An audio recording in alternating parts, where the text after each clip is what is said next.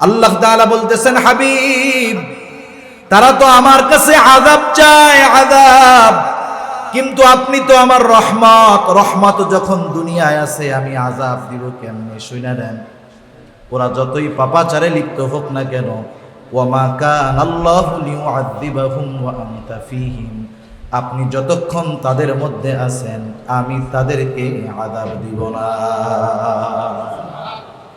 এই আবু জেহেলরাও আমার আপনার নবীর কারণে নগদে সাইজ হওয়া থেকে বাইচা গেছে। অতীতের অনেক নবীর উম্মত পাপ করার সাথে সাথে শাস্তি হাজির, কিন্তু দুনিয়াতে তো রহমত আছে, এজন্য আবু জেহেল উতবা সাহেবেরাও বাইচা গেছে। সেজন্য আমার আপনার নবী গোটা সৃষ্টি জগতের জন্য রহমত।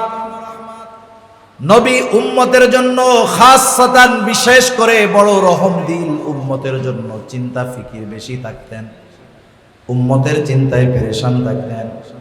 যখনই আল্লাহ তাআলার কাছে কিছু বলার সুযোগ পাইতেন, নিজের কথা না বইলা বেশি বেশি করে উম্মতের কথা তিনি বলতেন।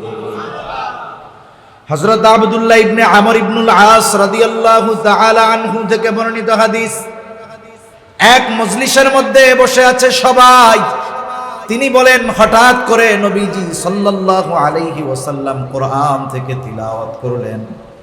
তিনি বলেন, আন্নান নবী সাল্লাল্লাহু আলাইহি ওয়াসাল্লাম তালা মা নাযালা ফি ইব্রাহিম আলাইহিস সালাম।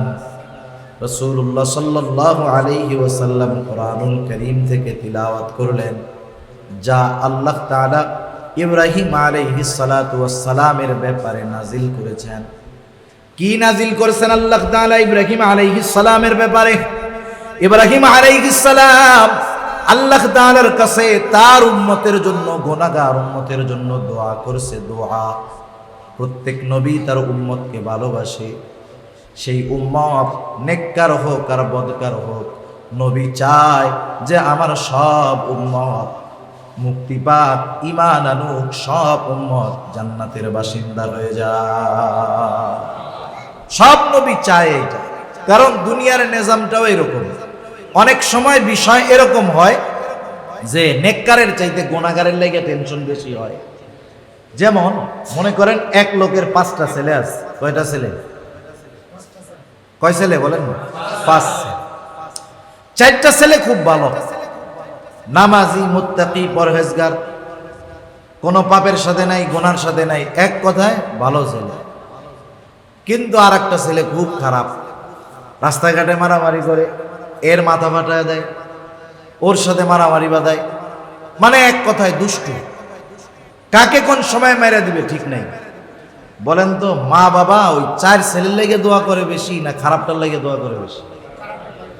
যখনই সজাগ হইব এটার লেগে দোয়া করে, আল্লাহ আমার ছোট ছেলেটা তুমি ভালো বানায় দিও, আল্লাহ মরার আগে জানি দেখতে পারি যে ও ও বাকি 4 ভাইয়ের মতো আল্লাহর ওলি হয়ে গেছে, ভালো হয়ে গেছে, দিনদার হয়ে গেছে। মা বাবা যেমন মোহাব্বতের কারণে খারাপ সন্তানটা নিয়ে টেনশনে থাকে বেশি, নবীজিও গুনাহগার উম্মতের ব্যাপারে চিন্তিত হয়ে যাইতেন বেশি। ইব্রাহিম আলাইহিস সালাম গুনাহগার উম্মতের ব্যাপারে দোয়া করতেছে, বলে রব্বি ইন্নাহুন্না আযাল্লানা কাসীরাম মিনান নাস ফামান তাবিআনি ফাইন্নাহু মিন্নি ওয়া মান আসানি ফাইন্নাকা গফুরুর রহিম।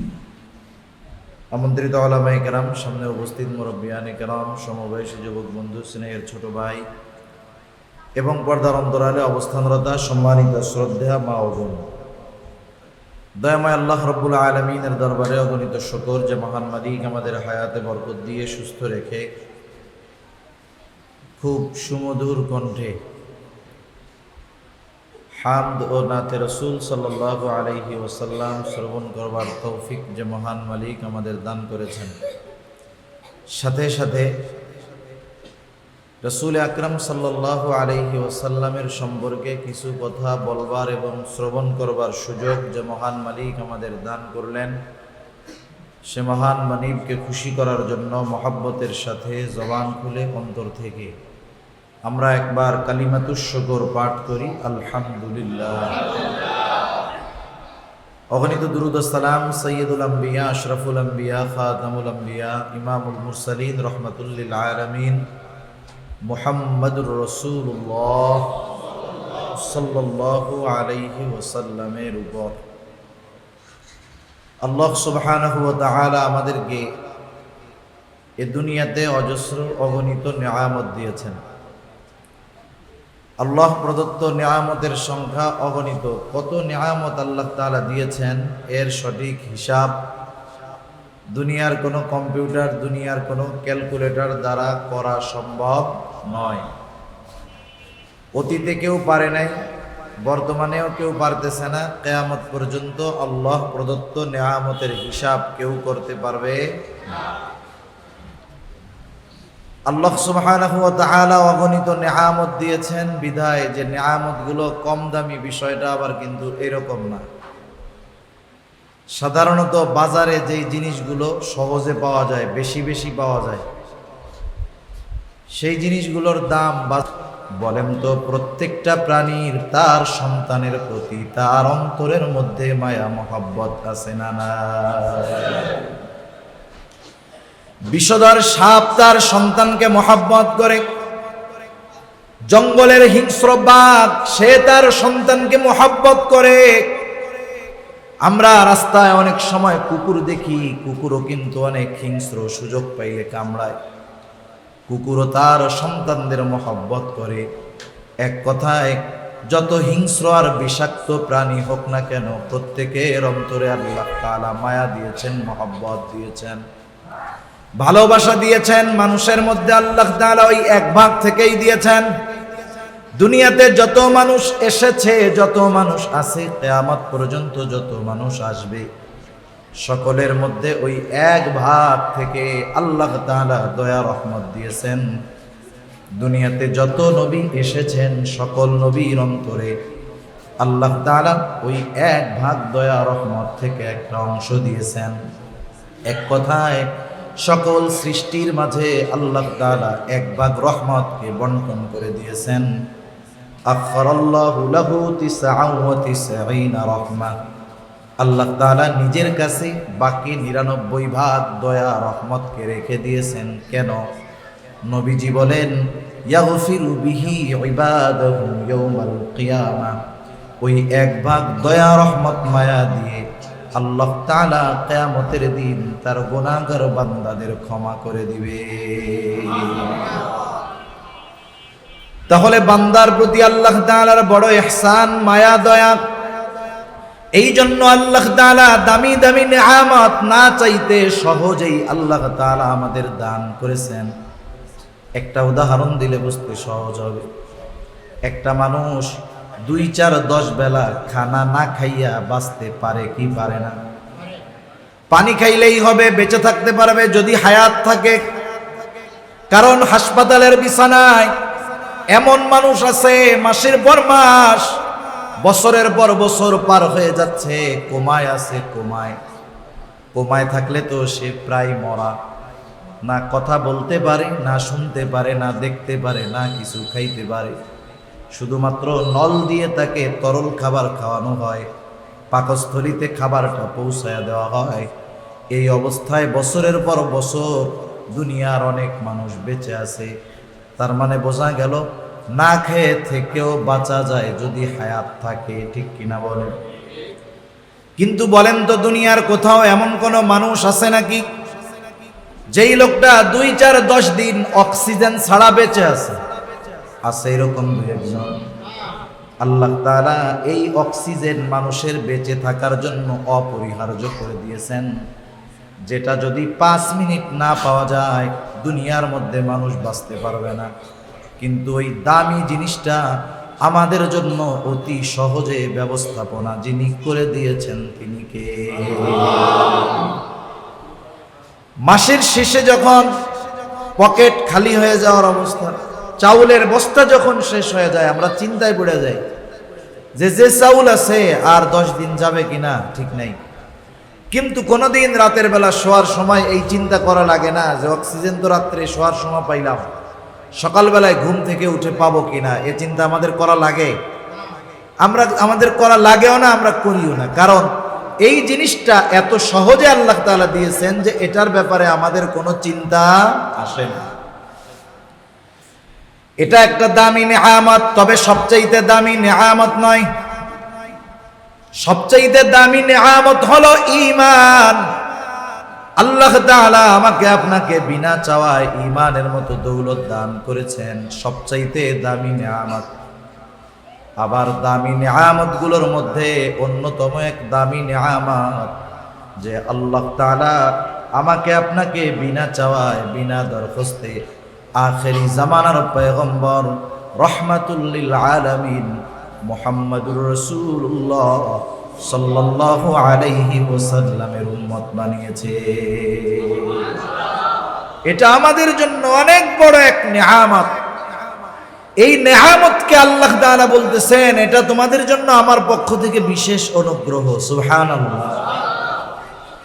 এজন্য আল্লাহ তাআলা এক জায়গায় বলেন, লাকাদ মান্নাল্লাহু আলাল মুমিনিনা ইয বাআসা ফীহিম রাসূলাম মিন আনফুসিহিম ইয়াতলু আলাইহিম আয়াতিহি ওয়া ইউযাক্কিহিম ওয়া ইউআল্লিমুহুমুল কিতাবা ওয়াল হিকমা ওয়া ইন কানু মিন ক্বাবলু লাফী দালালিন মুবিন। আল্লাহ রাব্বুল আলামিন বলেন, লাকাদ মান্নাল্লাহু আলাল মুমিনিন, মুমিনদের জন্য আল্লাহ তাআলার বিশেষ অনুগ্রহ।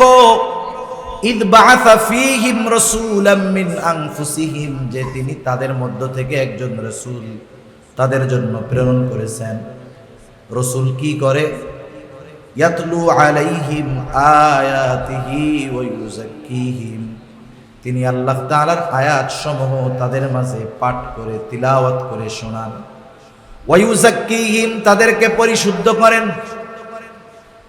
ওয়া ইউআল্লিমুহুমুল কিতাবা ওয়াল হিকমা, তাদেরকে হিকমত আর কিতাবের শিক্ষা দেন। এই শিক্ষার মাধ্যমে কি হয়?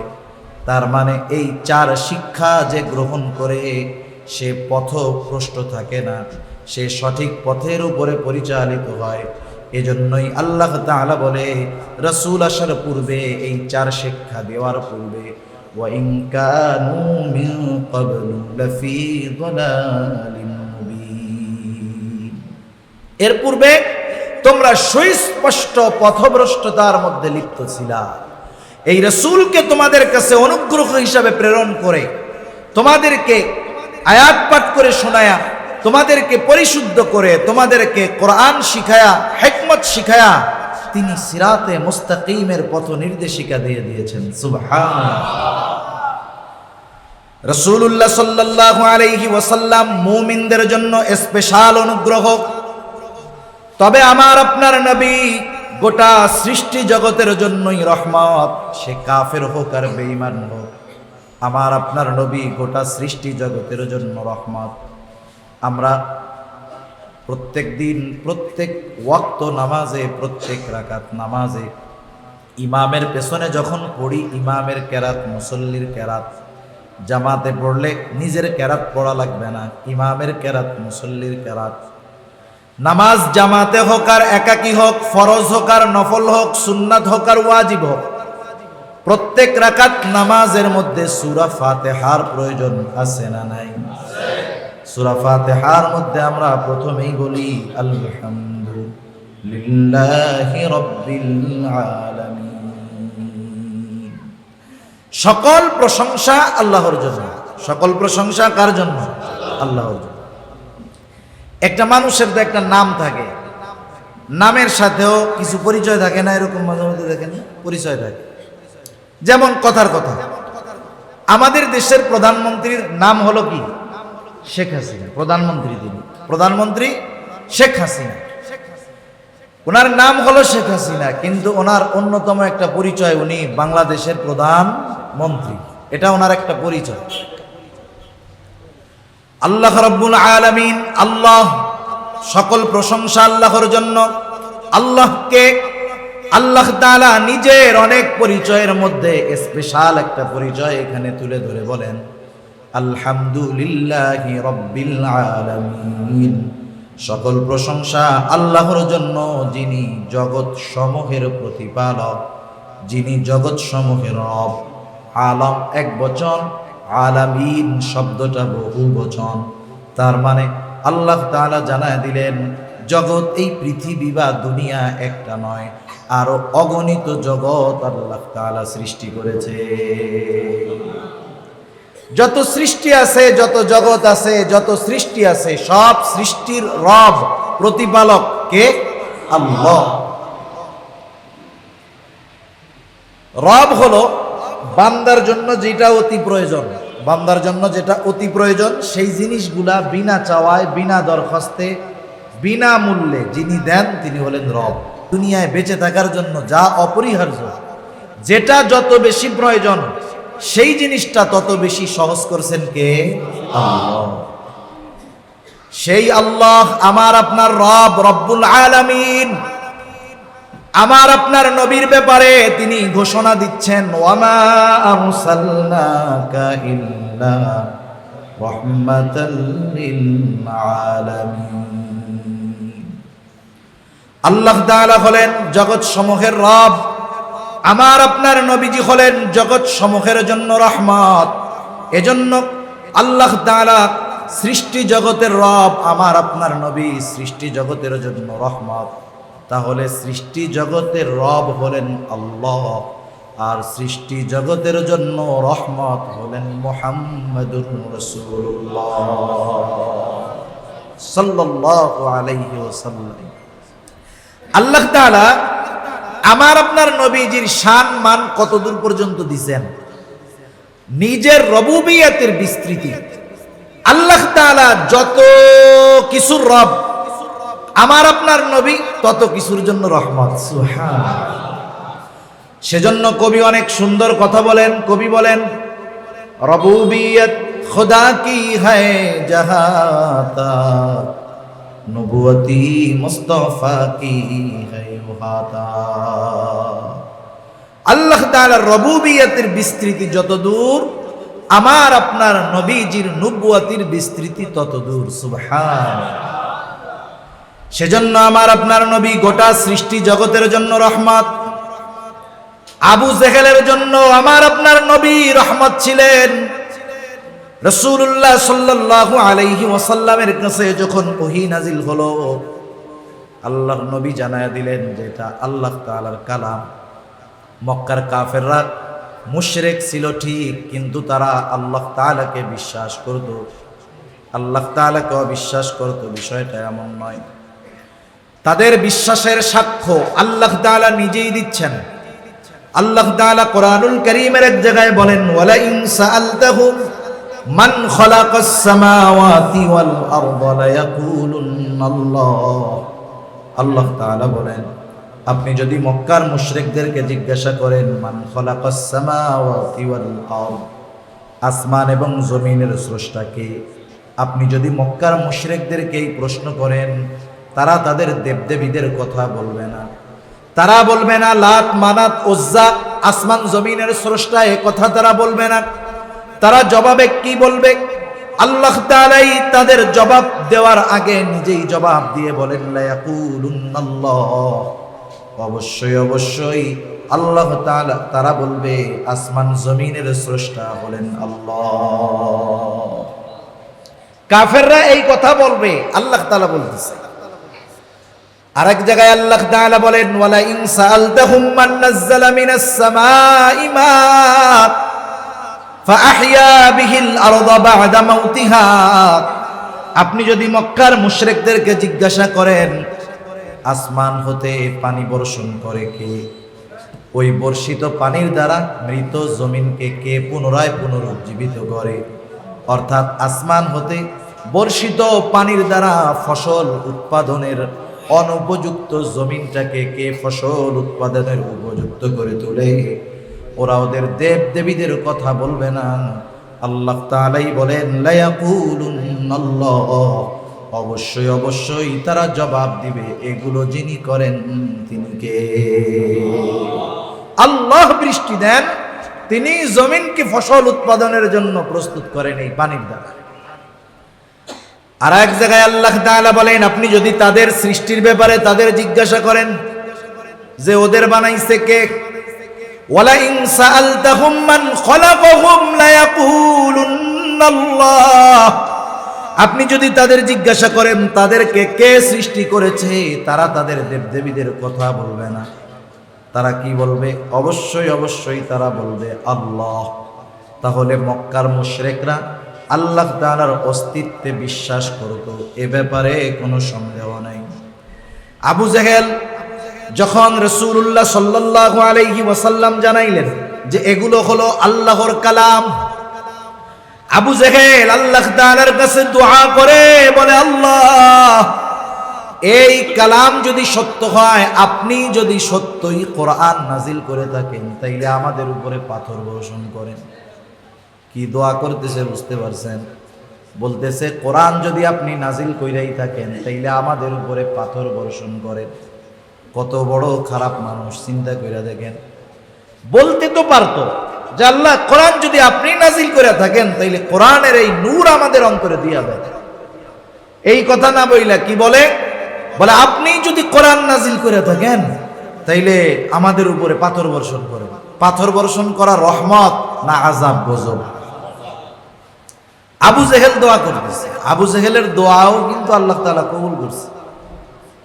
বদরের দিন যুদ্ধ শুরু হওয়ার আগে আবু জেহেল আল্লাহ তাআলার কাছে দোয়া করে বলে, আল্লাহ, আজকের এই যুদ্ধে যারা হকের উপর, তাদেরকে আপনি বিজয় দান করবেন। নবীজি সাল্লাল্লাহু আলাইহি ওয়াসাল্লাম বলেন, আল্লাহ তাআলা আবু জেহেলের দোয়া কবুল করেছে, যারা হকের উপরে তাদেরকে আল্লাহ তাআলা বিজয় দান করছে। এই আবু জেহেল দোয়া করতেছে যে কোরআন যদি সত্যি আপনার কালাম হয়ে থাকে, তাহলে আপনি আমাদের উপরে পাথর বর্ষণ করেন। এই ফরিয়াদ আল্লাহ তাআলার কাছে জানাইল।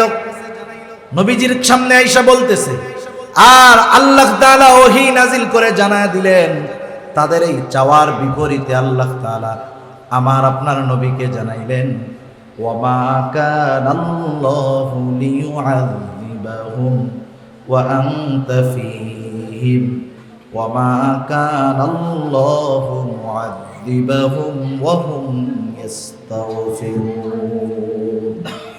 আল্লাহ তাআলা বলতেছেন, হাবিব, তারা তো আমার কাছে আযাব চায়, আযাব, কিন্তু আপনি তো আমার রহমত। রহমত যখন দুনিয়ায় আছে, আমি আযাব দিব কেমনে? শুনে নেন, ওরা যতই পাপাচারে লিপ্ত হোক না কেন, ওয়ামা কানাল্লাহু লিয়ুআযিবাহুম ওয়া আনতা ফীহিম, আপনি যতক্ষণ তাদের মধ্যে আছেন, আমি তাদেরকে আযাব দিব না। এই আবু জেহেলরাও আমার আপনার নবীর কারণে নগদে সাইজ হওয়া থেকে বাইচা গেছে। অতীতের অনেক নবীর উম্মত পাপ করার সাথে সাথে শাস্তি হাজির, কিন্তু দুনিয়াতে তো রহমত আছে, এজন্য আবু জেহেল উতবা সাহেবেরাও বাইচা গেছে। সেজন্য আমার আপনার নবী গোটা সৃষ্টি জগতের জন্য রহমত। নবী উম্মতের জন্য খাসসাতান, বিশেষ করে বড় রহম দিল উম্মতের জন্য চিন্তা ফিকির বেশি থাকতেন, উম্মতের চিন্তায় পেরেশান থাকতেন। যখনই আল্লাহ তাআলার কাছে কিছু বলার সুযোগ পাইতেন, নিজের কথা না বইলা বেশি বেশি করে উম্মতের কথা তিনি বলতেন। হযরত আব্দুল্লাহ ইবনে আমর ইবনুল আস রাদিয়াল্লাহু তাআলা আনহু থেকে বর্ণিত হাদিস, এক মজলিসের মধ্যে বসে আছে সবাই। তিনি বলেন, হঠাৎ করে নবীজি সাল্লাল্লাহু আলাইহি ওয়াসাল্লাম কোরআন থেকে তিলাওয়াত করলেন। তিনি বলেন, আন্নান নবী সাল্লাল্লাহু আলাইহি ওয়াসাল্লাম তালা মা নাযালা ফি ইব্রাহিম আলাইহিস সালাম।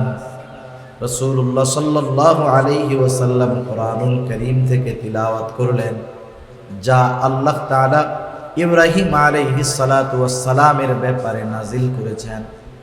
কি নাজিল করেছেন আল্লাহ তাআলা ইব্রাহিম আলাইহিস সালামের ব্যাপারে? ইব্রাহিম আলাইহিস সালাম আল্লাহ তাআলার কাছে তার উম্মতের জন্য, গুনাহগার উম্মতের জন্য দোয়া করছে। দোয়া, প্রত্যেক নবী তার উম্মতকে ভালোবাসে। সেই উম্মত নেককার হোক আর বদকার হোক, নবী চায় যে আমার সব উম্মত মুক্তি পাক, ঈমান আনুক, সব উম্মত জান্নাতের বাসিন্দা হয়ে যায়। সব নবী চায় এটা, কারণ দুনিয়ার নিজামটাও এরকম। অনেক সময় বিষয় এরকম হয় যে নেককারের চাইতে গুনাহগারের লাগে টেনশন বেশি হয়। যেমন মনে করেন এক লোকের 5টা ছেলে আছে। কয়টা ছেলে? কয় ছেলে বলেন? 5 ছেলে।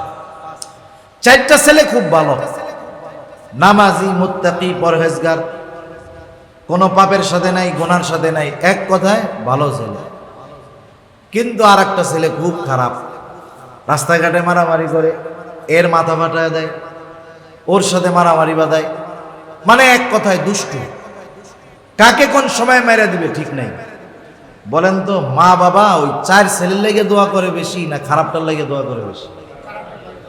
যখনই সজাগ হইব ওইটার লেগে দোয়া করে, আল্লাহ আমার ছোট ছেলেটা তুমি ভালো বানায় দিও, আল্লাহ মরার আগে জানি দেখতে পারি যে ও ও বাকি 4 ভাইয়ের মতো আল্লাহর ওলি হয়ে গেছে, ভালো হয়ে গেছে, দিনদার হয়ে গেছে।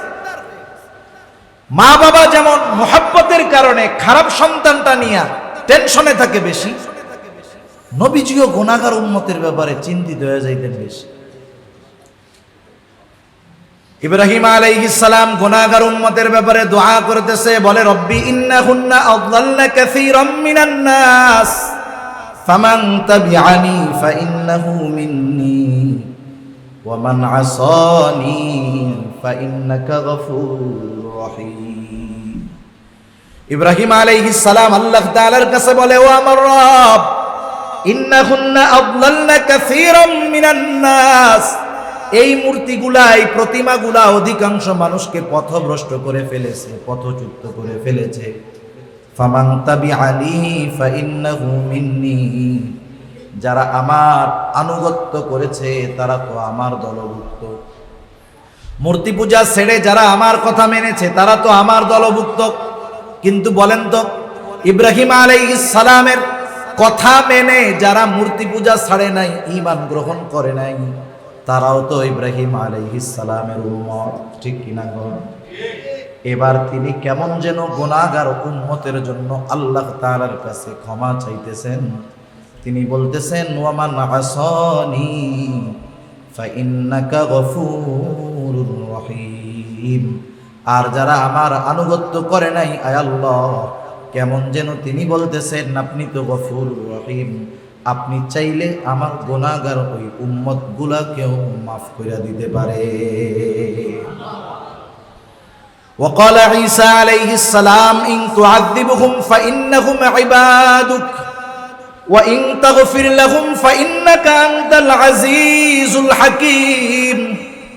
হযরত ঈসা আলাইহিস সালাম তার গুনাহগার উম্মতের জন্য আল্লাহ তাআলার কাছে দোয়া করতেছে, বলে ইন তুআযিবুহুম ফাইন্নাহুম ইবাদুক, আয় আল্লাহ, বলেন তো এগুলো আল্লাহ তাআলা জানেন কি জানেন না? এরপরেও কেন আল্লাহ তাআলার কাছে বলতে বলেন? কারণ এই বলার মধ্যে একটা আকর্ষণ তৈরি হয়। আল্লাহ তাআলা সব জানেন, সব শোনেন। এরপরেও জিবরাইল আলাইহিস সালামকে বলতেছেন, জিবরাইল যাও, আমার নবীর কাছে যাও, আমার হাবিবের কাছে যাও, সে কেন কান্না করে তার কাছে গিয়া কান্নার কারণটা জিজ্ঞাসা করো। জিবরাইল আলাইহিস সালাম হাজির, আয়েশা বলে, ইয়া রাসূলুল্লাহ, আপনি কেন কান্না করেন? আল্লাহ তাআলা জানতে চান, যদিও তিনি সব জানেন, সব শুনেন। এবার আমার আপনার নবী জিবরাইল আলাইহিস সালাতু ওয়াস সালামের কাছে উম্মতের ব্যাপারে সব কথা বললেন। জিবরাইল আলাইহিস সালাম গিয়া বলতেছে, আল্লাহ, কান্নার কারণ হলো তার উম্মতের জন্য কান্না করে।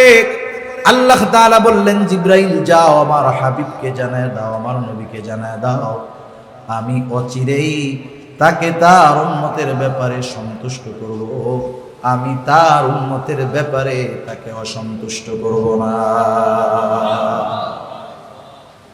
নবীজি সাল্লাল্লাহু আলাইহি ওয়াসাল্লাম আল্লাহ তাআলার কাছ থেকে উম্মতের জন্য ক্ষমা চাইয়া আনছেন দুনিয়ায় থাকতে।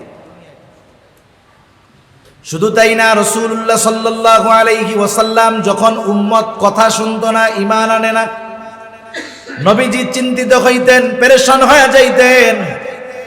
রাসূলুল্লাহ সাল্লাল্লাহু আলাইহি ওয়াসাল্লাম যখন প্রাথমিক দিক মানুষের মধ্যে দাওয়াত দেন, ঈমান আনার দাওয়াত, তাওহীদের দাওয়াত, নিজের রিসালাতের দাওয়াত, মক্কার কাফেররা কথাগুলো গ্রহণ করে না।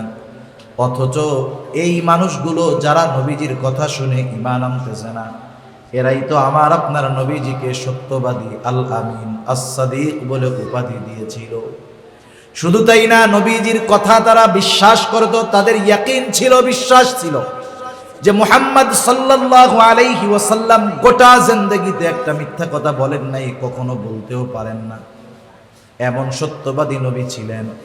কিন্তু যখন তিনি তাদেরকে এক আল্লাহর প্রতি ঈমান আনতে বললেন, তার রিসালাতের কথা বললেন, যেই মানুষগুলো তাকে সত্যবাদী বলে উপাধি দিয়েছিল, তারাই নবীজির কথা গ্রহণ করলো না। সাথে সাথে নবীজি সাল্লাল্লাহু আলাইহি ওয়াসাল্লামের উপরে তারা আরো জুলুম নির্যাতনের মাত্রা বাড়ায়া দিল। মুফাসসিরিনে কেরাম বলেন, নবীজি সাল্লাল্লাহু আলাইহি ওয়াসাল্লাম দুইটা কারণে প্রাথমিক দিক খুব অসুস্থ হয়ে গেছেন। প্রথম কারণ হলো বড় এক জিম্মাদারি, বড় এক দায়িত্ব আল্লাহ তাআলা আমার আপনার নবীকে দিয়েছেন। প্রথম চিন্তা করতেছেন এই দায়িত্ব কি যথাযথভাবে পালন হচ্ছে কিনা। দুই নাম্বার, যখন উম্মত ঈমান আনে না, কথা শোনে না, তখন নবীজি চিন্তিত হয়ে গেছেন যে আমার কাছের মানুষ, আমার আত্মীয় স্বজন, আমার জানাশোনা মানুষ, এরা যতই আমার কাছের মানুষ হোক না কেন, ঈমান যদি না আনে, এদের নাজাতের কোনো উপায় নাই। রাসূলুল্লাহ সাল্লাল্লাহু আলাইহি ওয়াসাল্লামের খানা দানা কমে গেছে। মানুষ যখন চিন্তিত হয়, পেরেশান হয়ে যায়, এমনিতেই খানা দানা কমে যায়, শরীরটাও অসুস্থ হয়ে যায়। আল্লাহ তাআলা আমার আপনার নবীকে ওহী নাজিল করে জানায় দেন, ফালাআল্লাকা বাখিউন নাফসাকা আলা আসারিহিম ইল্লাম ইউমিনু বিহাদাল হাদিসি আসাফা। তারা আপনার কথা শুনতেছে না, এই কারণে অনুতাপ করতে করতে, আফসোস করতে করতে আপনি নিজেকে ধ্বংসের দিকে ঠেলে দিচ্ছেন।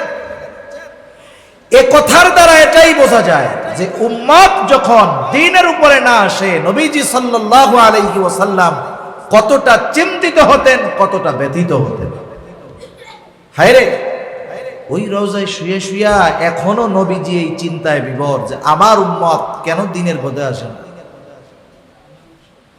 রাসূলুল্লাহ সাল্লাল্লাহু আলাইহি ওয়াসাল্লাম সেজন্য চিন্তিত হয়ে যাইতেন। মক্কার কাফেররা যখন নবীজির কথা গ্রহণ করে নাই, বরং নবীজির উপরে জুলুম আরো বাড়ায় দিয়েছে, রাসূল আকরাম সাল্লাল্লাহু আলাইহি ওয়াসাল্লাম চলে গেলেন তায়েফে ওনার কৈশোরের কিছু সময়, শৈশবের কিছু সময় কেটেছে। চলে গেলেন তায়েফের মানুষের মধ্যে যখন দ্বীনের দাওয়াত দেওয়া শুরু করলেন, তায়েফের মানুষ রাসূলুল্লাহ সাল্লাল্লাহু আলাইহি ওয়াসাল্লামকে বুঝলো না, কথা মানলো না, তারা পাথর দিয়ে আঘাত করা শুরু করলো।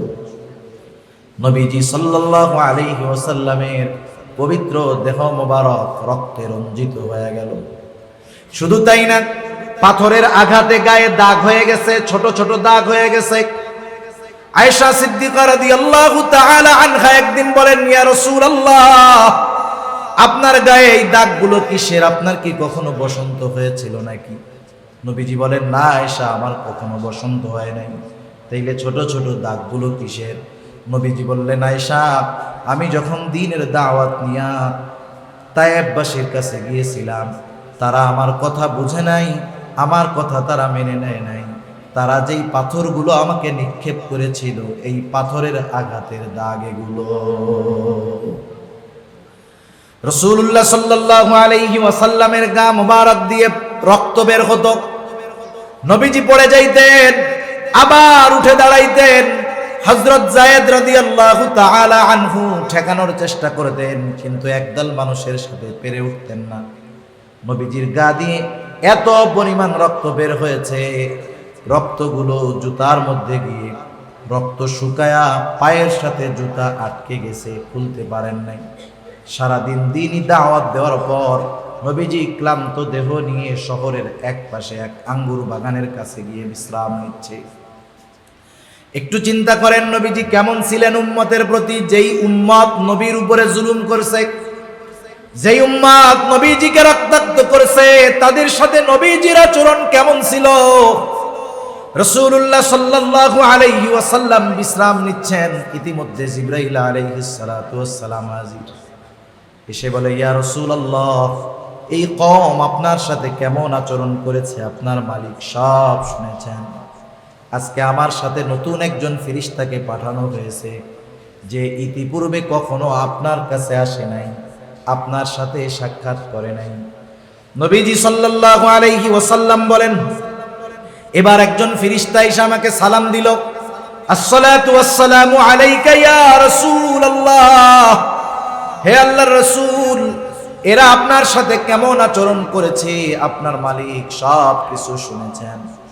আল্লাহ তাআলা আমাকে আপনার কাছে পাঠিয়েছেন, আপনি যদি নির্দেশ দেন, আপনি যদি আদেশ দেন, আপনি যদি নির্দেশ দেন, তাহলে দুই পাহাড়কে এমন ভাবে মিশিয়ে দেওয়া হবে, এর মাধ্যমে তায়েববাসীকে পুরো পিষিয়ে দেওয়া হবে, নিশ্চিহ্ন করে দেওয়া হবে। যারা আপনার সাথে এমন আচরণ করেছে তাদের কোনো অস্তিত্ব থাকবে না। একটু চিন্তা করে দেখেন তো, আমরা তো নবীর উম্মতের দাবিদার, নবীর আশিকের দাবিদার, কিন্তু আমাকে আপনাকে যদি কেউ কখনো কথার মাধ্যমে কষ্ট দিয়ে থাকে, আঘাত দিয়ে থাকে, বরং আমি যদি সুযোগ পাই ২০-৪০ বছর পরেও হলেও ওই কথার ওই আঘাতের প্রতিশোধ নেওয়ার জন্য প্রস্তুত থাকি। আমরা খুব প্রতিশোধ পরায়ণ, সুযোগ পাইলেই আমরা সাইজ করে দিতে চাই। অথচ নবীজি সাল্লাল্লাহু আলাইহি ওয়াসাল্লাম কি করলেন? নবীজি যদি বলতেন ওরা তো কথা মানলো না, শেষ করে দাও, রাসূলুল্লাহ সাল্লাল্লাহু আলাইহি ওয়াসাল্লাম এমনটা বলেন নাই। তাফসীরের মধ্যে আসছে উনি একটু আরাম করতেছিলেন। স্বাভাবিক মানুষ যখন একটু আরাম করে, কাঁধ দিয়ে হেলান দিয়ে একটু আরামে থাকে। এবার নবীজি সোজা হয়ে বসলেন। ফেরেশতার এই কথার পরে নবীজি বলতেছেন, তুমি তো আমাকে বলতেছো আপনি আদেশ করলে দুই পাহাড় মিশিয়ে এদেরকে পিষে দেওয়া হবে। নবীজি কি বললেন? নবীজি বললেন, বাল আরজু আন ইয়াখরুজাল্লাহু মিন আসলাবিহিম মান ইয়াবুদুল্লাহা ওয়াহদাহু ওয়া লা ইউশরিকু বিহি শাইআ। বরং আমি তো আল্লাহ তাআলার কাছে এই আশা পোষণ করি যে আল্লাহ তাআলা তাদের মধ্য থেকে এমন এক জাতি বের করবে, এমন এক প্রজন্ম বের করবে যারা এক আল্লাহর ইবাদত করবে, তার সাথে কোনো কিছুর শরীক করবে না। উম্মতের দ্বারা কষ্ট পাইও উম্মতের প্রতি মহব্বত কেমন ছিল, বদদুয়া করেন নাই, বরং আশা করছেন এরা হয়তো কথা মানতেছে না, কিন্তু এদের সন্তানেরা হয়তো আল্লাহ তাআলার পক্ষ থেকে হেদায়েত প্রাপ্ত হবে। এজন্য রাসূলুল্লাহ সাল্লাল্লাহু আলাইহি ওয়াসাল্লাম উপমা দিতেন। নবীজি উম্মতের ব্যাপারে নিজে উপমা দিতেন, বলতেন, শোনো, আমার আর তোমাদের মধ্যে উপমা হলো ওই ব্যক্তির ন্যায় যেই ব্যক্তি আগুন জ্বালাইলো। আগুন জ্বালানোর সাথে সাথে আশপাশ থেকে বিভিন্ন পতঙ্গ ফড়িং আইসা লাফায়া লাফায়া ওই আগুনের মধ্যে পুইড়া মরে যাইতেছে। গ্রাম অঞ্চলের মানুষগুলো সহজে বুঝবে, যেখানে একটা সময় কারেন্ট ছিল না, ধান লাগানোর সময় বিশেষ করে যদি তেলের বাতি জ্বালানো হইতো, আইসা আশপাশ থেকে পোকা আইসা ওই আগুনের মধ্যে লাফ দিয়া মরত। যতই সরানো হইতো তারা সরে না, তারা আইসা লাফ দিয়া পোকের মধ্যে পড়ে। নবীজি সাল্লাল্লাহু আলাইহি ওয়াসাল্লাম বলেন, আমার আর তোমাদের মধ্যে উপমা হলো এই ব্যক্তির ন্যায় যে আগুন জ্বালাইলো আর পোকামাকড় আইসা ওর মধ্যে আত্মহুতি দেয়, পুড়া মরে যায়। তোমরা জাহান্নামের দিকে যাও, আমি তোমাদের কোমর ধরে টেনে টেনে আনি, কিন্তু তোমরা আমার কাছ থেকে সুইটা আবার জাহান্নামের দিকে চলে যাও। উম্মতের প্রতি কত দরদ, মুহাব্বত, ভালোবাসা থাকলে নবীজি এরকম কথা বলতেন। সব সময় নবীজি চিন্তা করতেন কোন জিনিসের দ্বারা উম্মতের কল্যাণ বেশি হবে। নবীজি সাল্লাল্লাহু আলাইহি ওয়াসাল্লাম বলেন, প্রত্যেকটা নবীকে এমন এক একটা দোয়া করার সুযোগ দেওয়া হয়েছে যেই দোয়াটা আল্লাহ তাআলার সাথে সাথে কবুল করবে। সব নবী সেই দোয়া করে ফেলছে, আমি সেই দোয়াটা দুনিয়াতে করি নাই, আমি এইটা জমায়ে রাখছি, কিয়ামতের দিন আমার উম্মতের জন্য ওই দোয়াটাকে আমি সুপারিশ হিসাবে ব্যবহার করব। রাসূলুল্লাহ সাল্লাল্লাহু আলাইহি ওয়াসাল্লাম উম্মতের জন্য সর্বোচ্চ কল্যাণকামী, শুধু দুনিয়ায় কল্যাণকামী তা না, রওজায় শুয়ে শুয়ে উম্মতের জন্য চিন্তা, আখিরাতের ময়দানে উম্মতের জন্য চিন্তিত থাকবে। সুবহানাল্লাহ। যখন সবাই নফসি নফসি করবে, আমার আপনার নবী তখন উম্মতি উম্মতি বইলা চিন্তায় থাকবে। রাসূল আকরাম সাল্লাল্লাহু আলাইহি ওয়াসাল্লাম হাসরের ময়দানে একবার হাউজে কাউসারের কাছে দৌড়ায়া যাবে, দেখার জন্য না জানি তার কোনো উম্মত পানি পাম থেকে মাহরুম হয়ে যায় কিনা। আরেকবার দৌড়ায়া পুলসিরাতের কাছে চলে যাবে, না জানি কোন উম্মত পুলসিরাত পার হইতে ব্যর্থ হয়ে যায় কিনা। আরেকবার দৌড়ায়া নবীজি মিজানের কাছে যাবে, না জানি কোন উম্মত আমল ওজন করার সময় ধরা পড়ে যায় কিনা। আবার জাহান্নামের কাছে যাবে, না জানি কোন উম্মত জাহান্নামের মধ্যে তারে ফালায়া দেয় কিনা। নবীজি পেরেশান থাকবেন, চিন্তিত থাকবেন। হাসরের ময়দান থেকে যখন সব নবী সব উম্মত জান্নাতের অভিমুখে রওনা হয়ে যাবে, জান্নাতের দরজায় উপস্থিত হয়ে যাবে। জান্নাতের দরজা খোলা হয় নাই, বন্ধ। জিজ্ঞাসা করা হবে খোলা হয় না কেন? বলে যিনি আসলে খোলা হবে তিনি এখনো তো আসেন নাই। তিনি কে? তিনি হলেন মুহাম্মাদুর রাসূলুল্লাহ সাল্লাল্লাহু আলাইহি ওয়াসাল্লাম। মনে রাখতে হবে, দুনিয়ার নেতৃত্ব যা হয় হোক, প্রত্যেকটা মুমিনের নেতা হবে মুহাম্মাদুর রাসূলুল্লাহ। দুনিয়াতে যদি কোনো বড় বিপদ আসে, নেতা কি সব কর্মী নিয়ে ভাগে নাকি নেতা একা ভাগে? সবাইরে নিয়ে যায় না একা ভাগে? আমার আপনার নবী হলেন এমন নেতা, ওনার প্রত্যেকটা উম্মতকে যতক্ষণ না আল্লাহ তাআলার পক্ষ থেকে জান্নাতের ফয়সালা প্রত্যেকটা উম্মতের ব্যাপারে যতক্ষণ না হবে, ততক্ষণ নিজে জান্নাতে ঢুকবেন না। সুবহানাল্লাহ। জিজ্ঞাসা করা হবে কোথায় তিনি? তিনি তো এখনো হাসরের ময়দানে। একবার জাহান্নামের দিকে যান, আরেকবার পুলসিরাতের দিকে, আরেকবার মিজানের কাছে, আরেকবার আল্লাহর দরবারে এসে সিজদায় পড়ে যায়। কি করতেছেন তিনি? উম্মতের জন্য পেরেশান। আল্লাহ তাআলার পক্ষ থেকে একজন উম্মত যার যাররা পরিমাণ ঈমান আছে, তার ব্যাপারেও যতক্ষণ না জান্নাতের নিশ্চয়তা আল্লাহ তাআলার পক্ষ থেকে আমার আপনার নবী পাবেন, ততক্ষণ পর্যন্ত আমার আপনার নবী জান্নাতে প্রবেশ করবে না। এমন নবীর উম্মত, বলেন এর চাইতে বড় নেয়ামত আর কিছু হইতে পারে? নবী উম্মতের প্রতি কেমন দরদি, আল্লাহ তাআলার একটা আয়াতের দ্বারা এটা বোঝা যায়। নবী যে উম্মতকে কত ভালোবাসে, এ সাক্ষ্য দুনিয়ার কোন চেয়ারম্যান, মেম্বার, এমপি, প্রধানমন্ত্রী, প্রেসিডেন্ট দেন নাই, দিয়েছেন কে? এই কথাই আল্লাহ তাআলা বলেন, লাকাদ জাআকুম রাসূলুম মিন আনফুসিকুম আজিজুন আলাইহি মা আনিতুম হারিসুন আলাইকুম বিল মুমিনিনা রাউফুর রহিম। আল্লাহ তাআলা বলেন, লাকাদ জাআকুম রাসূলুম মিন আনফুসিকুম, অবশ্যই তোমাদের মধ্য থেকে এমন একজন রাসূল তোমাদের জন্য এসেছেন। তিনি কেমন?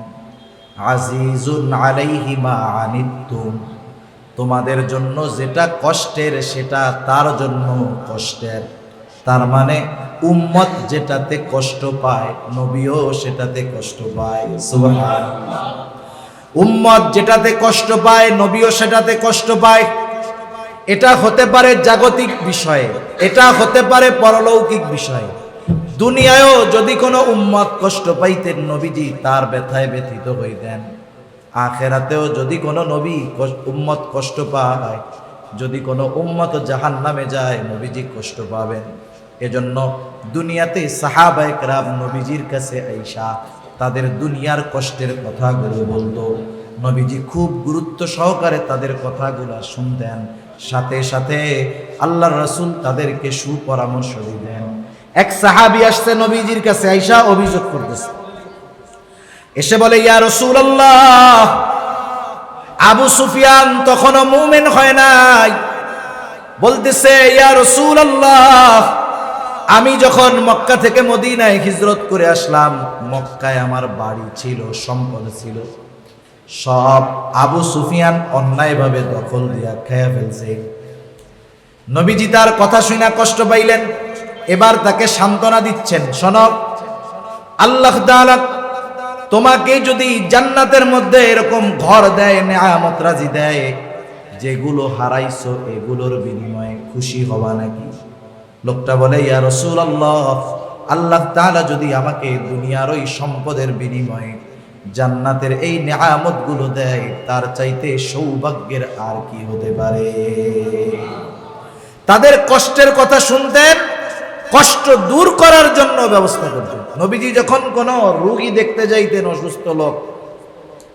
অসুস্থ লোক দেখতে যাওয়ার অন্যতম একটা সুন্নাত হইল, দেখতে যাওয়ার পর লোকটা যত অসুস্থ হোক তার সামনে এমন ভাবে কথা বলতে হবে যে আপনি ভাই আল্লাহর রহমতে সুস্থ হয়ে যাবেন। লোক যদি অল্প অসুস্থ হয়, কেউ যদি যায় কয়, হাই রে আপনার যে রোগ হইছে, ওই পাড়ার আব্দুর রহিম তো এই রোগেই মরছে, রোগী দেখতে যাইয়া মনে করেন ডেঙ্গু হইছে একজনের বা করোনা হইছে, কথার কথা, আপনি যদি তারে গিয়া বলেন যে হাই রে ভাই করোনা হইয়া তো ওই পাড়ার ওই লোকে কয়দিন আগে মরে গেছে, বলেন তো তার ভয় লাগবে না ভালো লাগবে? কেন চিন্তা করবে করোনায় যদি আমিও মরি? কিন্তু আপনি যদি যায় বলেন, আরে ভাই করোনা হয়েছে, এগুলা তো অ্যাভেলেবেল সবার হয়, ইনশাআল্লাহ আল্লাহ তাআলা আপনারে সুস্থ করে দিবেন, বলেন তো তার মানসিক স্বস্তি বাড়বে না কমবে? নবীজি সাল্লাল্লাহু আলাইহি ওয়াসাল্লাম অসুস্থ রোগীদের দেখতে যাইতেন, তাদের কষ্ট অনুভব করতেন, কিন্তু তাদের সামনে এমন সান্ত্বনা দিতেন যে তারা খুশি হয়ে যাইত। এজন্য রাসূলুল্লাহ সাল্লাল্লাহু আলাইহি ওয়াসাল্লাম ছিলেন উম্মতের জন্য দরদি। উম্মত যেটাতে কষ্ট পায় নবীজি সেটাতে কষ্ট পাইতেন।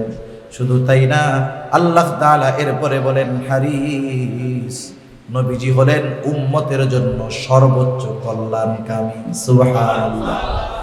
খাসসাতাল লিল মুমিন, মুমিনদের জন্য বিশেষ করে, বিল মুমিনিনা রাউফুর রহিম, মুমিনদের জন্য অতি সদয় ও অতি রহমদিল। আল্লাহ তাআলা আমার আপনার নবীজির শানে নিজের সিফাতের শব্দগুলো ব্যবহার করেছেন। যেমন এক জায়গায় আল্লাহ তাআলা আমার আপনার নবীজির চারিত্রিক বৈশিষ্ট্য বর্ণনা করতে গিয়া বলেন, ওয়া ইন্নাকা লাআলা খুলুকিন আযীম, আপনাকে আমি মহান চরিত্রে অধিষ্ঠিত করেছি। আজিম শব্দটা এটা আল্লাহ তাআলার এক সিফাত। আল্লাহ তাআলা আমার আপনার নবীর আখলাকের সাথে এই আজিম শব্দ ব্যবহার করেছে। সুবহানাল্লাহ। আমরা পড়ি না বিসমিল্লাহির রহমানির রহিম, রহিম কে? রউফ কে? সেই আল্লাহ। আমার আপনার নবী উম্মতের ব্যাপারে কেমন রউফ, আল্লাহ বলতেছেন নবীজি মুমিনদের জন্য রউফ, অতি সদয়, তার দিল মুমিনদের জন্য অতি সদয়। রহিম, মুমিনদের জন্য নবী হলেন পরম দয়ালু। সুবহানাল্লাহ। এমন এক নবীর উম্মত আমরা, বলেন এর চাইতে সৌভাগ্যের আর কিছু আসেনি?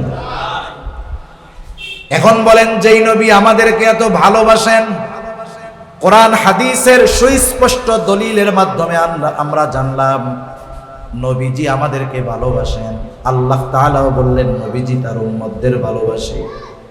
বলেন তো সেই নবীকে আমাদের সর্বোচ্চ ভালোবাসার দরকার আছে না নাই? সম্পর্কজনিত কিছু ভালোবাসা আছে, এগুলো কিছু কিছু সময় বাদ দেওয়া ফরজ হয়ে যায়। মনে করেন ভাইয়ের সাথে ভাইয়ের ভালোবাসা, এটা সম্পর্কজনিত ভালোবাসা। এখন এক ভাই মোরতাদ হয়ে গেছে, ইসলাম ত্যাগ করছে, বলেন তো তাকে ভালোবাসার সুযোগ আছে? তখন একে ভালোবাসা যাবে না, তখন ওর প্রতি ঘৃণা রাখতে হবে। তাহলে সম্পর্কজনিত ভালোবাসা কিছু কিছু সময় না ভালোবাসাও জরুরি হয়, কিন্তু ঈমান সম্পৃক্ত ভালোবাসা, এই ভালোবাসা ত্যাগ করার কোনো উপায় নাই। এই ভালোবাসা ছাড়া নাজাতের কোনো বিকল্প নেই। আল্লাহ এবং রাসূলের ভালোবাসা হলো ঈমানের সাথে সম্পৃক্ত ভালোবাসা।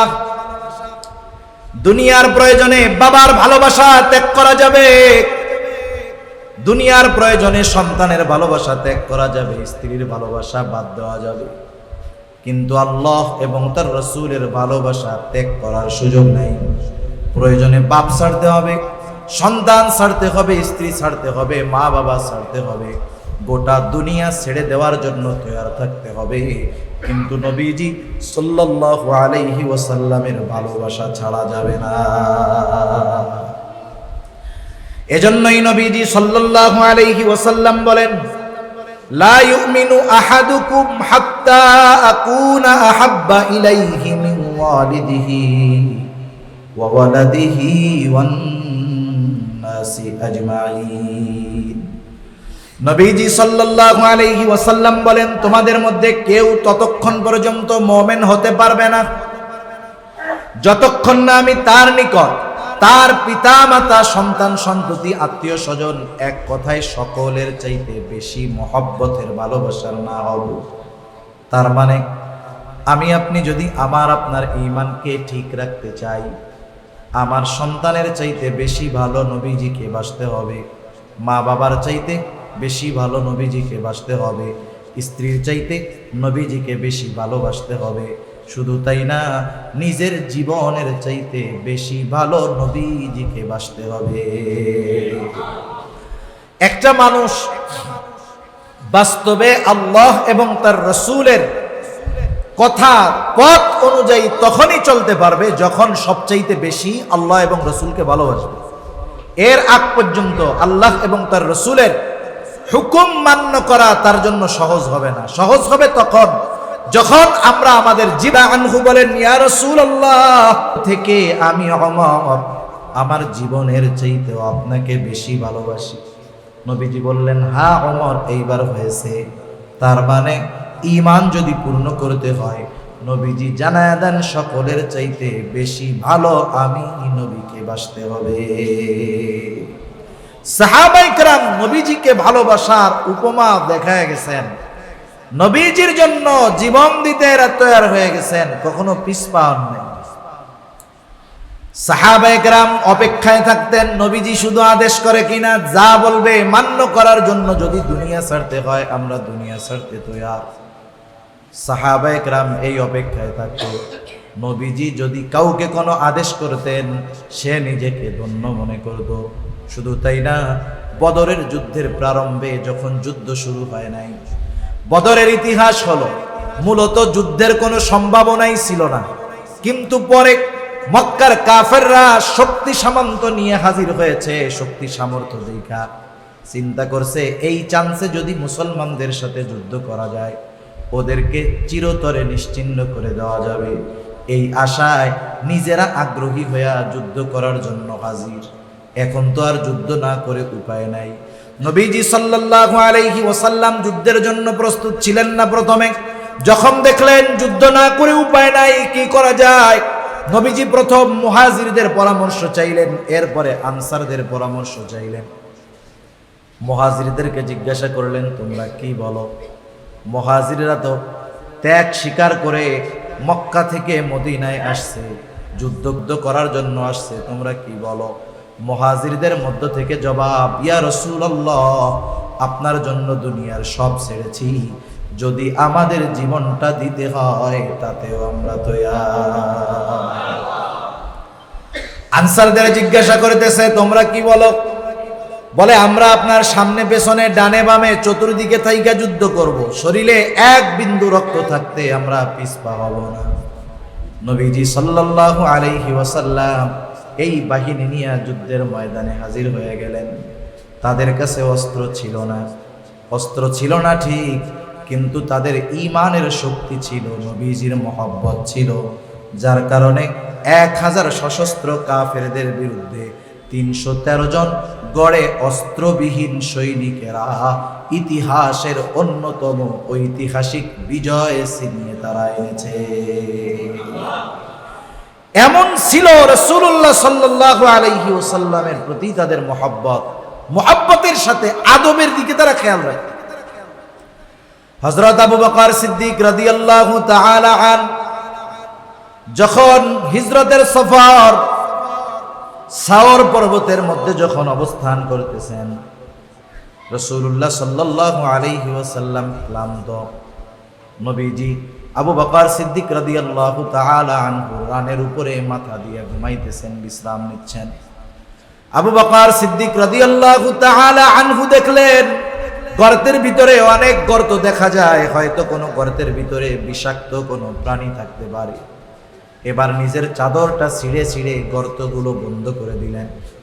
একটা দুইটা গর্ত, কাপড় শেষ, বন্ধ হয় নাই, নিজের পা ওইখানে দিয়া গর্তটাকে আটকায় রাখছে।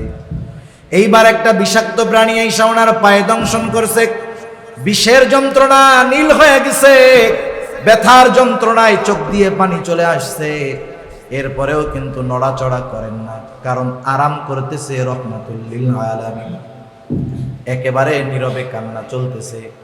হঠাৎ নিজের অজান্তে চোখের ফোঁটা, চোখের পানির ফোঁটা নবীজি সাল্লাল্লাহু আলাইহি ওয়াসাল্লামের গায়ের উপরে পড়ছে। ঘুম ভেঙে গেছে নবীজি। কি ব্যাপার আবু বকর, তুমি কান্না করতেছো কেন? তোমার কি তোমার পরিবারের কথা মনে পড়ে নাকি? মা বাবা আত্মীয় স্বজনের কথা মনে পড়ে নাকি? কেন কান্না করো? আবু বকর সিদ্দিক রাদিয়াল্লাহু তাআলা আনহু বলেন, ইয়া রাসূলুল্লাহ, কারো জন্য কান্না করতেছি না, বরং আমাকে একটা বিষাক্ত প্রাণী দংশন করেছে, ওই বিষাক্ত প্রাণীর বিষের যন্ত্রণায় কান্না করতেছি। নবীজি সাল্লাল্লাহু আলাইহি ওয়াসাল্লাম মুখের লালা মোবারক নিয়ে লাগায় দিলেন। বিষাক্ত ব্যথা, বিষক্রিয়া সব দূর হয়ে গেল। চিন্তা করে দেখেন, নিজে কষ্ট করেছেন, যন্ত্রণায় কান্না করেছেন, তবুও পাটা নড়ান নাই যে নবীজির বিশ্রামে ব্যাঘাত ঘটবে। সাহাবায়ে কেরাম এইরকম মুহাব্বতের, আদবের নিদর্শন আমাদের মধ্যে রেখে গেছে। এখন বলেন, যেই নবী আমাদের ভালোবাসলো, সেই নবীর জন্য আমাদের সর্বোচ্চ ত্যাগ স্বীকার করার দরকার আছে না নাই? রাসূল আকরাম সাল্লাল্লাহু আলাইহি ওয়াসাল্লামের মুহাব্বতের প্রমাণ আমাদেরকে দিতে হবে। মুহাব্বতের প্রমাণ আমরা কেমনে দিব? নবীজি সাল্লাল্লাহু আলাইহি ওয়াসাল্লাম বলেন, মান আহাব্বা সুন্নতি ফাকাদ আহাব্বানি ওয়া মান আহাব্বানি কানা মাই ফিল জান্নাহ।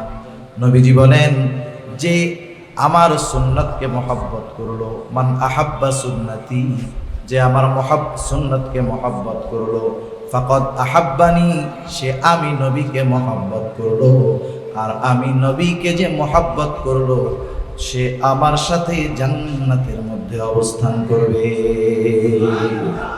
নবীর সাথে জান্নাতে অবস্থান করার মতো সৌভাগ্য আর হইতে পারে? বলেন, এটা বড় এক নেয়ামত না? আমরা কারা কারা চাই নবীর সাথে জান্নাতে অবস্থান করতে? হাত যাবেন, নারায়ে তাকবীর, আর জোরে দেন, নারায়ে তাকবীর।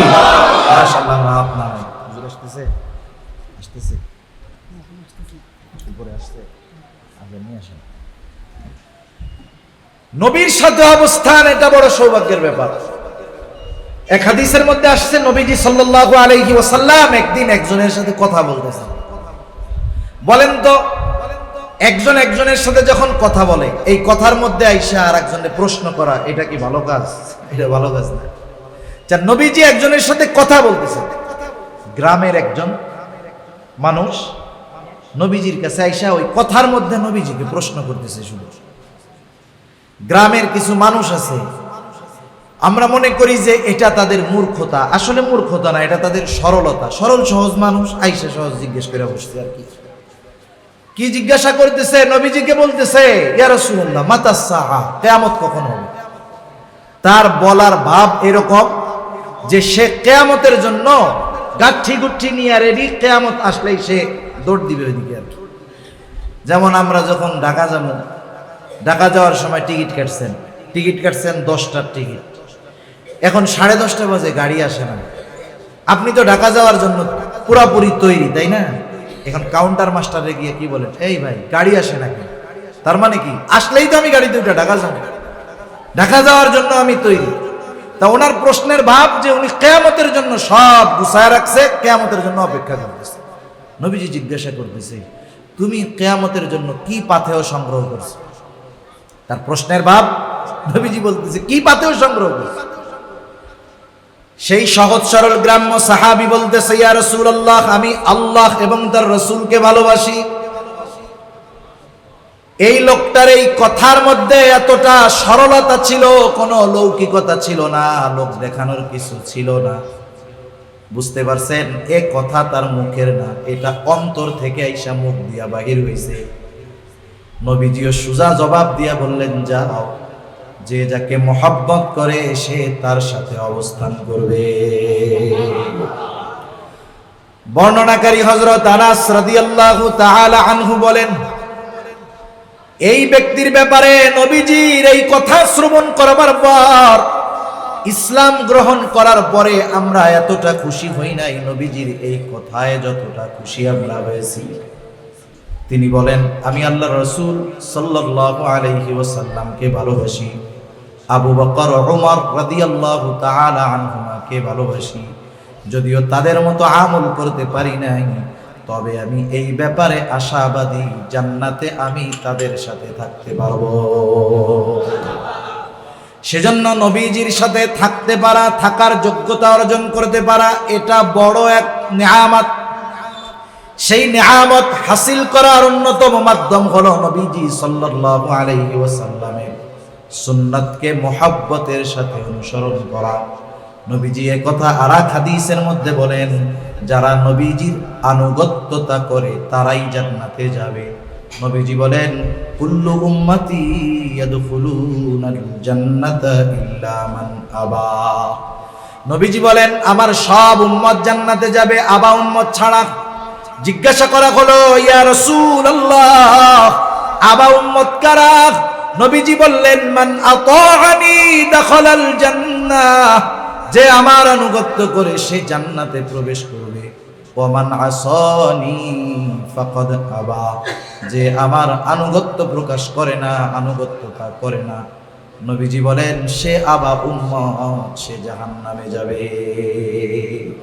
এজন্য নবীজি সাল্লাল্লাহু আলাইহি ওয়াসাল্লামের সাথে যদি জান্নাতে আমরা থাকতে চাই, তাহলে মোহাব্বত করে সুন্নাতের পাবন্দি অনুসরণ আমাদের করতে হবে।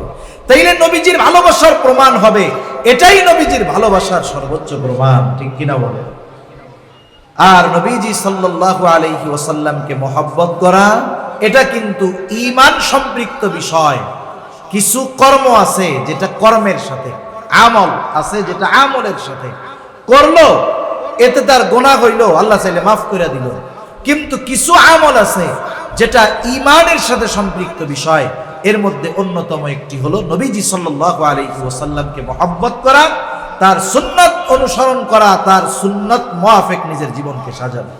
একটু চিন্তা করেন, সর্বশেষ একটা কথা বলে আলোচনা শেষ করে দেই।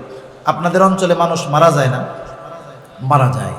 মারা যাওয়ার পরে তাকে যখন গোসল দেওয়া হয়, কাফন পরানো হয়, এরপরে তার জানাজা করে তাকে যখন কবরে রাখা হয়, কবরে রাখার সময় আপনাদের এলাকায় কি দোয়া করে? কবরে রাখার সময় দোয়া কয় না একটা? কি দোয়া বলে? বিসমিল্লাহি ওয়া আলা মিল্লাতি রাসূলিল্লাহ। এই দোয়াটা তো আমরা সারা জীবন বললাম কবরে রাখার সময়, কিন্তু এই দোয়ার সারমর্ম, এই দোয়া আমাদেরকে কি মেসেজ দেয়? কি বইলা লোকটারে কবরে রেখে? কষ্ট পাইেন না কেউ? আমি বোঝানোর জন্য বলতেছি।